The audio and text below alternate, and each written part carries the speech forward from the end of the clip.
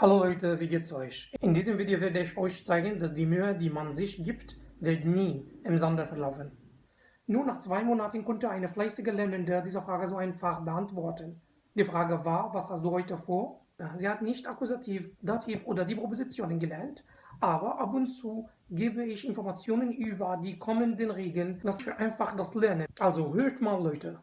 Ich wache um 5 Uhr auf, dann stehe ich um Viertel nach 5 auf. Ich gehe ins Badezimmer, dann mache ich Gebetswaschung. Ich ziehe meine Kleidung an und bete Morgengebet. Ich wiederhole den Koran. Ich lerne ein bisschen Deutsch. Dann scrolle ich auf meinem Handy. Ich höre einen Podcast. Dann lese ich den Koran vor. Ich schlafe ein bisschen und wache auf. Ich mache Gebetswaschung, dann bete ich das Mittagsgebet.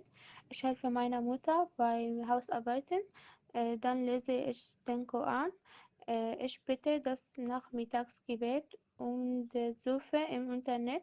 Ich bereite das Essen mit meiner Mutter zu. Ich breche mein Fasten. Ich mache Gebetswaschung und bete Maghrib. Nach kurzer Zeit werde ich Wudu machen, um das Gebet in der Nacht zu beten. في مجموعات بتتكون ل A1 و A2 وهحط لكم كل المواعيد للمجموعات اللي بتتكون واللينك بتاع التسجيل. المرتبات بتاع خدمة العملاء دي حاجة مش بعيدة، ولا كل اللي عليك بس ان انت تتعلم ألماني وتبذل مجهود، وإن شاء الله إن الله لا يضيع أجر من أحسن عملا. Bis bald Leute. Ciao.